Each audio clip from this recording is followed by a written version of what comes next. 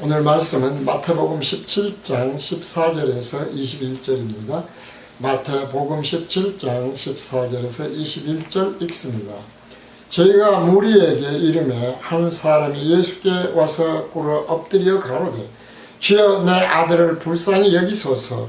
저가 간질로 심히 고생하여 자주 불에도 넘어지며 물에도 넘어지는지라 내가 주의 제자들에게 데리고 왔으나 능히 고치지 못하더이다. 예수께서 대답하여 가라사대 믿음이 없고 패악한 세대여, 내가 얼마나 너희와 함께 있으며 얼마나 너희를 참으리요. 그를 이리로 데려오라 하시다. 이에 예수께서 꾸짖으시니 귀신이 나가고 아이가 그때로부터 나으니라. 이때에 제자들이 종용히 예수께 나와 가로되 우리는 어찌하여 쫓아내지 못하였나이까. 가라사대 너희 믿음이 적은 연고니라. 진실로 너희에게 이르노니 너희가 만일 믿음이 한 겨자씨 만큼만 있으면 이 산을 명하여 여기서 저기로 옮기라 하여도 옮길 것이요 또 너희가 못할 것이 없으리라. 아멘. 21절은 없음으로 되어 있습니다. 오늘은 마태복음 강의 119장 제목은 소제목입니다만 제목은 예수님 곧 성령이 깨닫게 하시려는 믿음에 대한 첫 번째 강의 시간이 되겠습니다. 복음교실은 계속 말씀을 드리지만 총론불변의 진리에 따라 하나님의 생각과 사람의 생각은 다르다는 변할 수 없는 진리의 일관성을 지키고 있다는 겁니다. 굉장히 중요한 이야기로 생각을 해서 이 총론불변의 진리를 끊임없이 말씀드리고 틀을 말씀드리고 그 틀은 변할 수 없어야 틀이 되는 거 아니겠습니까? 그래서 진리의 일관성이라고 하는 것을 틀로 말씀을 드린다는 것이죠. 그럼 다시 말씀을 드리면 하나님의 생각과 사람의 생각이 다르다고 하는 이 틀, 이것이 진리요 변할 수 없는 것이라고 한다고 그런다면 오늘 이 말씀에서 예수님이 제자들에게 곧 성령이 우리에게 깨닫게 하시는 믿음 또한 어떨까? 우리가 생각하는 믿음과 예수님 또는 하나님, 성령님 다 동일하시니까요. 깨닫게 하시려는 믿음은 전혀 다른 것이다.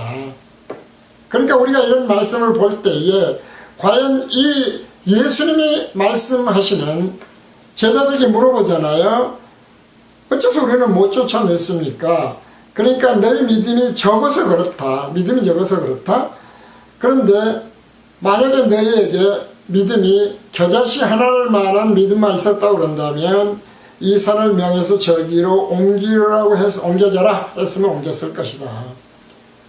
그러니까 결국 우리가 믿음이 적어서 믿음이 없어서 그런 말들을 참 많이 하지 않습니까? 그래서 이제 그 자기의 믿음을 자랑하는 기도의 자랑, 믿음의 자랑 하는 또 어떤 거룩한 행위의 자랑, 봉사의 자랑, 그리고 믿음을 가지고 실제로 낸 것에 대한 자랑 등등에 대한 감직이 많이 있어요. 그리고 그것 때문에 보상을 받아서 교회가 잘 되고 부자가 되고 병이 나았고 천국을 보게 되고 하는 등등의 그런 간증을 참 많이 하지요. 과연 그것이 하나님이 생각하신, 예수님이 생각하시는 성령이 깨닫게 하시는 믿음인가?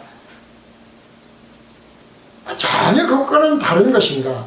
오늘 우리 복음교실은 이것을 그래서 성령, 예수님이 깨닫게 하시는 믿음이라고 하는 것의 첫 번째 강의 시간을 가지려고 했던 것입니다. 사실 복음교실에서 믿음에 관한 강의, 또 천국길 내비게이션에서도 믿음에 대해서 원어로 본, 또 주어로 본 하는 믿음에 대해서도 굉장히 많은 여러 곳에서 늘 믿음을 말씀을 드려요. 어쨌든지 간에 우리가 이러한 것들을 말씀을 드리는 것은 이 세상에 널리 기독교에 널리 퍼져 있는 믿음, 과연 그것이 무당들의 믿음하고 뭐가 다를까? 무당이 요구하는 믿음과 뭐가 다를까? 우리는 신비주의라고 합니다만 그것인가에 대해서 최근에도 제가 느낀 게 있어요. 어떤 그 분을 제가 만났는데 그 분이 지금도 마찬가지지만 여러 가지 몸에 병도 가지고 있는 그 옷장사 하는 분이에요. 근데 사실은 잘 살지를 못하고 있어요.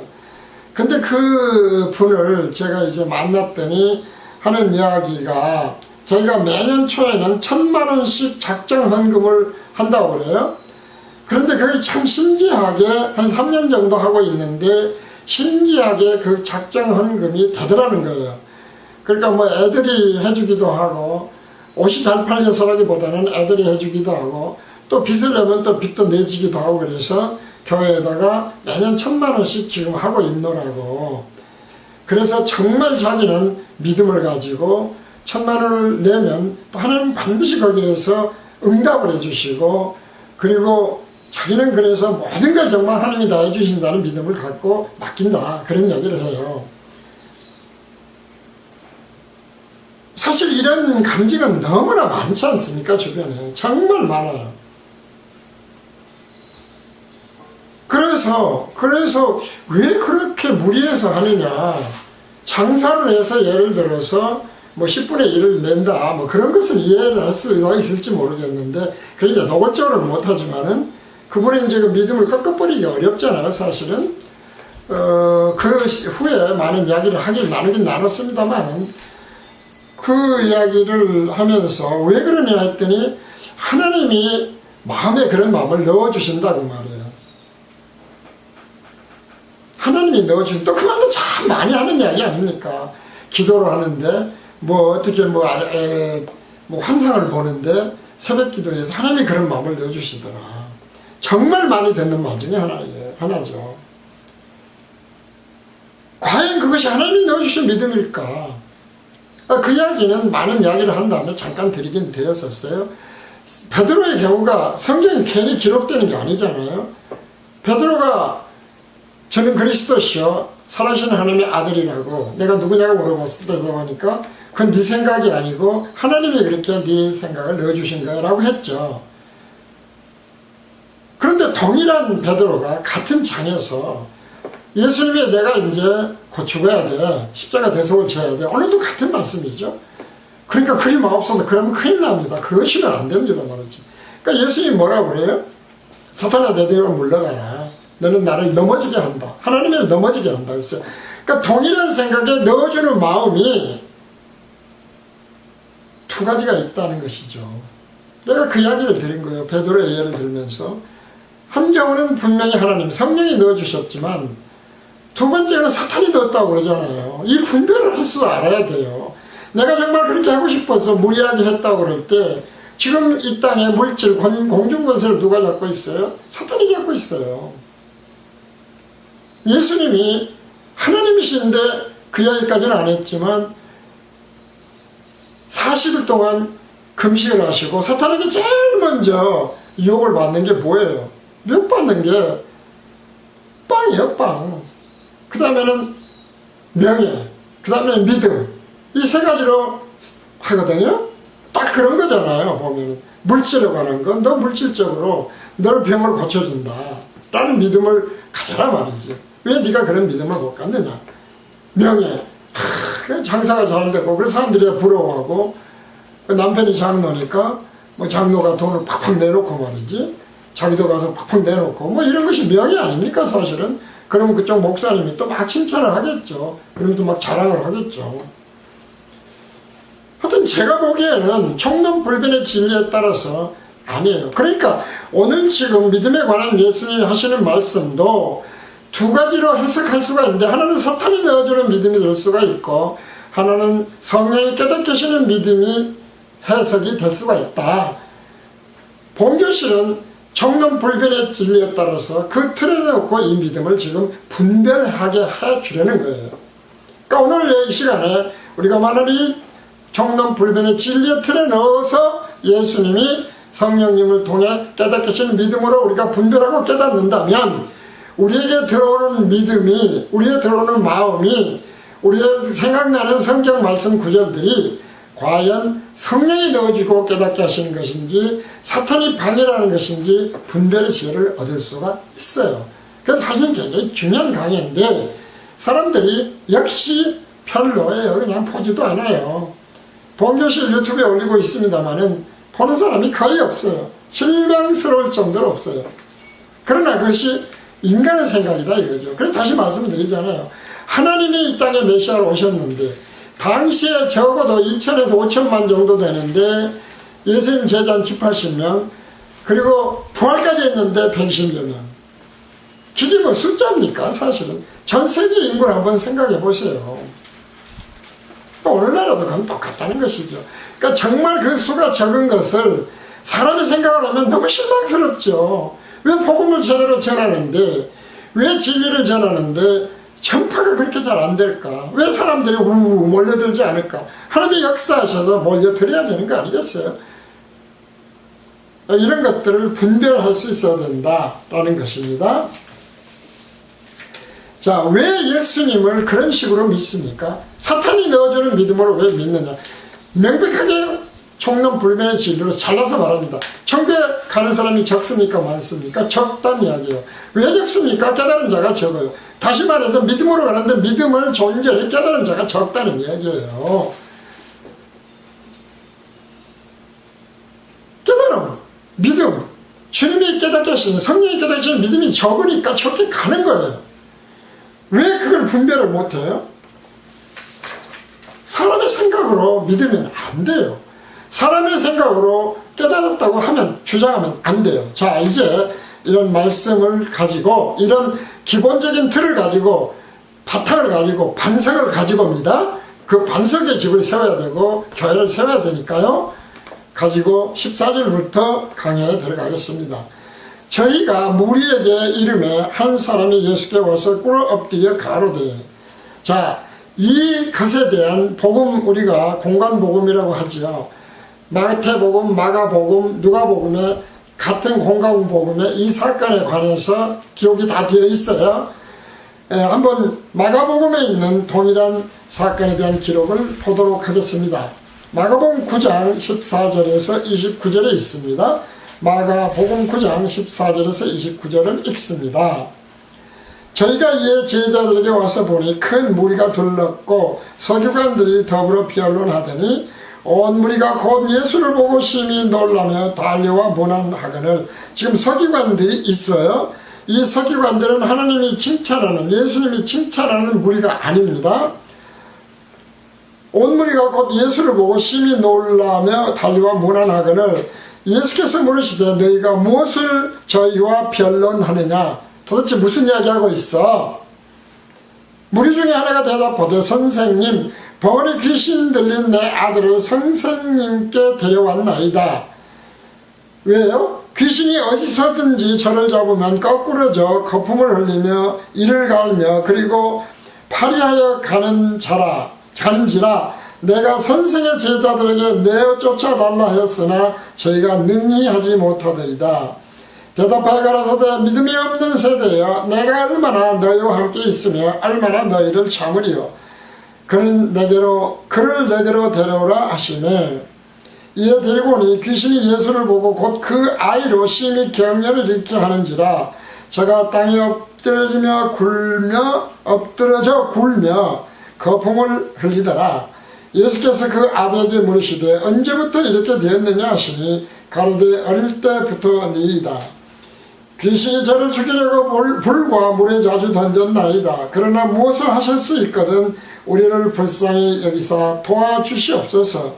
예수께서 이르시되 할 수 있거든이 무슨 말이냐? 믿는 자에게는 능치 못할 일이 없느니라 하시니.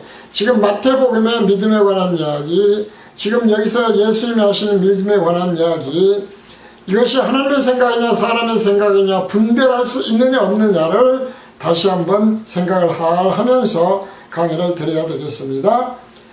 할 수 있거든이 무슨 말이냐? 믿는 자에게는 능치 못한 일이 없다. 기도원에도 써져 있고 설교에서도 많이들 하지요.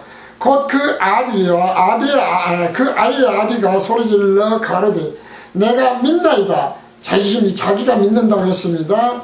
나의 믿음 없는 것을 도와주소서 하더라. 예수께서 그러니까 자기 자신의 믿음이 없었기 때문에 그동안 그랬으니까 자기가 믿음이 없는 것을 믿는 것이 있도록 도와달라 그렇게 부탁을 한 거예요.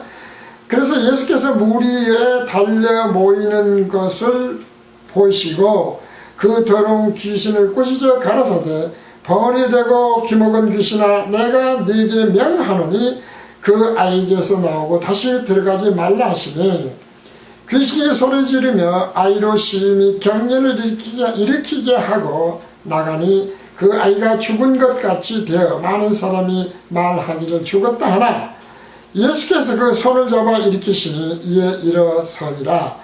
집에 들어가시며 제자들이 종이 묻자오되 우리는 어찌하여 능히 그 귀신을 쫓아내지 못하였나이까. 일시되 기도 외에 다른 것으로는 이런 유가 나갈 수 없느니라 하시니라. 자, 믿음이 없어서 그렇다. 여기서는 기도 외에는 없다. 이런 대답을 하신 거예요. 과연 이것이 예수님이 성령이 깨닫게 하시는 해답일까? 원론적으로는 다 맞아요. 늘 말씀을 드리지만 분별의 문제이지 기도 중요하지요. 믿음 중요하지요. 내가 어떻게 하느냐도 중요하지요. 그런데 실제로는 누가 손을 댔고 누가 일으켜 주신 거예요? 제자들이 못했지 않습니까? 그리고 또 하나 우리가 늘 생각을 할 게 있어요. 예수님이 지금 표적을 보여주시지 않습니까? 이 표적의 궁극적인 목적은 뭐라고 그랬습니까? 그것은 자기 백성을 저희 죄에서 구원하셔서, 그러니까 육신의 병을 고쳐주는 게 목적이 아니고 육신의 문제를 해결하는 것이 목적이 아니고 자기 백성을 저희 죄에서 구원을 해서 생명을 얻고 성령으로 거듭나 영생을 하게 하시는 것이 표적을 주시는 목적이었다 이 말이죠. 이 틀도 그러니까 변하면 안 되는 틀이에요. 그것을 깨닫지 못하기 때문에 자꾸 육신에 맞추고 자기에게 맞추고 사람에게 맞춰서 사람의 생각에 믿음, 사람이 생각하는 기도로 그것을 잘못 생각을 하게 한다 이 말이죠. 베드로의 생각으로야 예수님이 십자가에 매달려서 자기가 얼마나 따라다녔는데 그렇게 메시아가 오신 예수님이 죽으면 되겠습니까? 그제서야 깨달았다. 우리가 그런 말씀도 드렸지 않습니까? 그때서야 엘리야가 왜 왔냐? 성경이 다 예언되었었는데 그때서 깨달았다. 뭐 이런 이야기들도 그것이 얼마나 해석하기 어려웠던 것인가 라는 말씀을 늘 드리고 있는 것이죠. 오늘도 똑같은 거예요. 그래서 결국은 이 말씀이 또 누가복음에 되어 있어요. 한번 누가복음도 다시 보겠습니다. 자, 누가복음에서는 지금 이 일이 마태복음에서 있었던 일 후에 어떤 일 다음에 이 곳에 오게 됐는지를 누가복음 또 변화산이라고 하는 것을 분명히 알려주고 있어요. 누가복음 9장 37절에서 50절입니다. 누가복음 9장 37절에서 57절 37절부터 읽습니다. 이튿날 산에서 내려오시니 큰 무리가 맞았어. 산에서 어떤 사람입니까? 변화산입니다. 무리 중에 한 사람이 소리질러 가로되 선생님 청컨대 내 아들을 돌아보아 주옵소서. 이는 내 외아들이니이다. 귀신이 저를 잡아 절제 부르짖게 하고 경련을 일으켜 거품을 흘리게 하며 심히 상하게 하고야 겨우 떠나가나이다. 당신의 제자들에게 내쫓아 주기를 구하였으나 제가 능히 못하더이다.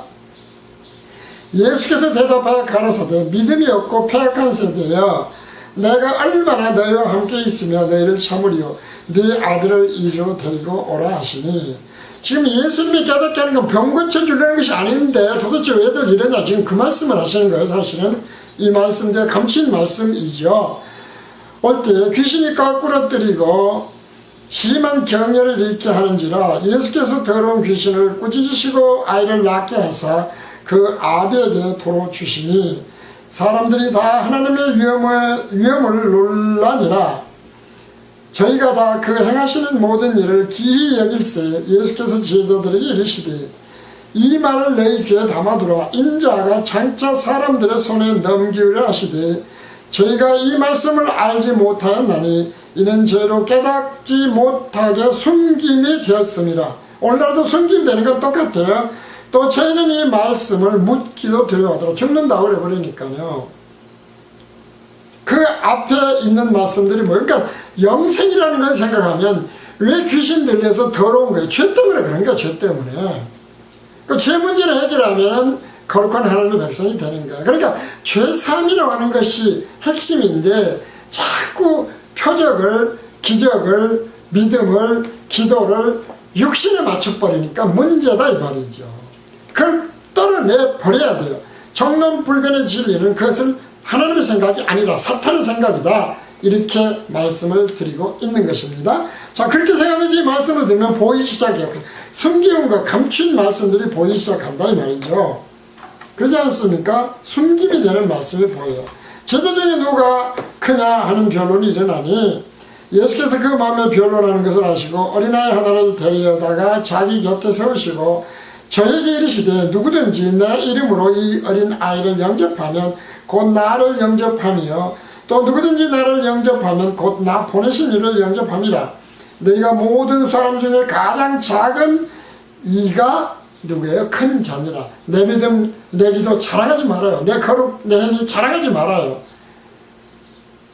종이 당연히 할 일을, 마땅히 할 일을 해놓고 주인 시킨 일을 해놓고 밥 같이 먹자 그러고 합자하자 그러고 그리고 서서 못 기다리고 그러면 되겠냐 이 말이죠. 자랑하지 말라는 거예요. 마땅히 할 일을 하고 있을 뿐이, 왜? 하나님이 시키는 일들이니까. 그런 모든 것들이 결국 하나님이 다 하시는 거다. 주어가 누구냐의 문제다 이 말이죠. 요한이 여짜오되 주여 어떤 사람이 주의 이름으로 귀신을 내쫓는 것을 우리가 보고 우리와 함께 따르지 아니하므로 궁금하였나이다. 예수께서 가라사대 금하지 말라. 너희를 반대하지 않는 자는 너희를 위하는 자니라 하시니라. 본교실도 마찬가지죠. 반대하지 않는 자, 뭐 이단이다 뭐다 하면서 우리는 그런 것에 대해서 특별히 공격을 붙거나 하지 않아요. 우리는 옳다, 우리 청년은 옳다, 우리 모임이 옳다, 우리 교회가 옳다고 하지는 않지 않습니까? 왜?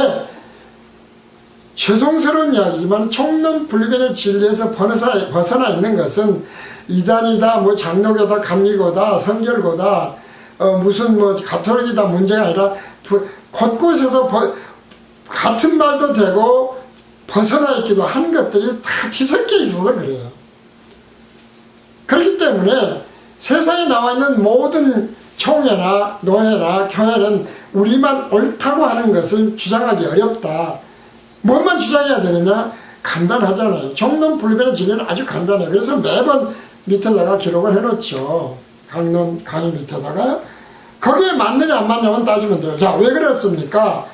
무엇이 도대체 맞지 않는다는 것이냐. 이날이 바로 변화선에서 내려온 후 이튿날이라는 말씀인데요. 마태복음 오늘 본문 17장 14절에서 예수께서 와서 꿇어 엎드려가 있습니다. 꿇어 엎드려는 원어로 보니까 고니페테오예요. 고니페테오. 그럼 고니페테오는 뭐냐? 무릎이라는 뜻을 가진 고니와 떨어지다라는 뜻을 가진 핍토예요. 핍토의 합성어예요. 무릎이라고 하는 뜻과 떨어진다고 하는 것의 뜻을 가진 핍토의 합성어다. 그러니까 지금 귀신이 들린 외아들을 데리고 예수님에게 와서 무릎을 꿇으면서 고니페테오 하는 것은, 엎드리는 것은 예수님을 신이나 메시아로 보고 그런 게 아니에요. 왜 그런가는 조금 이따 말씀을 드릴게요. 왜 그러냐면 다시 말해서 경배하는 것이 아니에요. 섬기는 마음이 아니에요. 주님이 정말 메시아입니다, 하나님이신다라는 경배의 뜻이 아닌 것을 일부러 알려주는 거예요. 그러니까 실제로 우리는 오늘날에도 우리가 예수님의 생각, 하나님의 생각으로 믿지 않고 기도하지 아니하고 간증하지 않고 설교하지 아니하면 그 진짜 의미에서 예배도 아니고 경배도 아닌 거다 이 말이죠. 찬송도 아니에요. 그 말씀을 드리는 것입니다. 한마디로 주술사예요. 능력이 대단한 주술사 정도로 생각을 했다. 왜 그럴까? 신약성경에 등장하는 경배하다라는 원래의 뜻은, 원래 헬라어는 프로스키네오예요. 프로스키네오에서 우리는 잘 아는데 프로스라고 하는 것은 무엇을 향하여, 프로스가 무엇을 향하여잖아요. 그 다음에 입맞추다가 퀴네오예요. 입맞추다. 가톨릭에 보면 이렇게 입맞추는 걸, 무릎을 살짝 꿇으면서 경배하는 뜻으로 입맞추는 것들을 많이 하거든요. 바로 그런 것이 가톨릭 예식에서 나오는 거예요. 그러니까 14절에서 프로스키네어를 이 사람이 하지 않았기 때문에 프로스키네어라는 단어를 안 쓰고 고니페테오라는 단어를 쓴 것이다 이 말이죠. 그러니까 결국 무슨 이야기입니까? 이 사람이 귀신 들린 자기 아들을 고치기 위해서 예수님에게 데려왔지만 오늘날에도 수많은 깨닫지 못한 성령이 주시는 깨달음의 믿음이 아닌 믿음을 가지고 주님 앞에 꿇어 엎드린 경우가 많은 것을 깨닫게 하기 위해서 지금 성경은 그렇게 기록되어 있고, 그리고 복음교실은 청론불변의 진리에 따라서 경배와 그냥 단순히 어떤 주술사에게 간구하는 것을 구별해서 두 개의 단어로 설명하고 있는 것이다. 나는 과연 진정으로 주님 앞에 경배하고 있는 것인가? 아니면 그냥 무언가 간절히 구하고 있는 것에 불과한 것인가? 아쉬워서 이런 것을 해보자 그런 얘기죠. 그러니까 고니페테오가 라고 하는 것은 사실은 바로 너무나 많아. 저희들이 볼 때는, 본교실에 볼 때는 세상의 기독교 신자들 중에 조금 전에 앞에 예를 들었습니다만 봉사라는 것도 정말 고니페테오 하는 사람이 너무나 많다는 거예요. 이거 꼭 잊지 않으시기 바랍니다. 15절입니다. 주여 내 아들을 불쌍히 여기소서. 저가 간질로 심히 고생하여 자주 불에도 넘어지며 물에도 넘어지는지라 내가 주의 제자들을 데리고 왔으나 능히 고치지 못하이더이다. 예수님 제자들이 지금 못 고쳤다는 거예요. 근데 거기에 대해서 믿음을 예수님이 대답은 믿음이 하나가 있었고 또 하나는 기도가 하나가 있었죠. 또 중요한 것은 이 믿음이 됐든 기도가 됐든 고니페테오가 되면 안 된다는 것을 꼭 우리가 생각을 하자 라고 하는 것을 청론불변의 진리로 깨달았으면 좋겠습니다. 그래서 우리가 큰 무리로 나눴을 때에 예수를 따르는 좁는 수많은 무리들이 있어요. 두 부류가 그러나 있겠죠. 하나는 고니페테오로 믿는 예수님을 쫓아다니는 주님 하는 무리가 하나는 있을 것이고, 그리고 또 하나는 프로스키네어로 쫓아다니는 무리가 있을 거예요. 이 분별이 과연 나는 어떤가, 우리 교회는 어떤가, 우리 총회는 어떤가, 우리 노예는 어떤가 라고 하는 것을 생각해 볼 필요가 있는 것입니다. 그래서 예수님 말씀하시지 않습니까? 나의 주여 주여 하는 자마다 다 천국에 들어가는 것이 아니요 오직 아버지의 뜻대로, 아버지의 생각대로입니다. 아버지의 뜻대로, 아버지의 생각대로 하는 자라야만 천국에 들어간다 라는 말씀이 바로 그런 것이다. 바로 뜻대로라고 하는 것은 생각대로 라고 하는 것으로 고쳐 생각하시면 되겠습니다. 그래서 우리가 입술로만 주여 주여 하지 말고 싹쓸이 받는 것이 되면 안 돼요. 늘 이야기지만 내 기도를 이렇게 열심히 했더니, 내가 정말 이런 믿음을 드렸더니, 천만화를 내놨더니, 봉사를 했더니 이러지 말라는 것이죠. 그러면 어떻게 해야 돼요? 감사해서 내놔야 돼요. 내놓을 수밖에 없어서 이렇게 주시니까. 그러려면 무리하면 안 되죠. 주신 것만큼 내놓으면 되는 거예요. 사실은 11조의 개념도 그런 거거든요. 하나님 주셨으니까 주신 것만큼 10분을 내놔, 그런 뜻이지 11조를 내놓으면 어떻게 된다, 그런 식은 역시 사람의 생각인 것이다, 이제 그런 것입니다. 그래서 다시 하지만 육신으로 맞추지 말아라, 육체로 맞추지 말아라, 영적인 것으로 모든 걸 해석해라. 그래야만 제대로 깨닫게 된다. 오늘 다시 한번 강조를 드렸습니다. 오늘 강의를 여기서 마칩니다.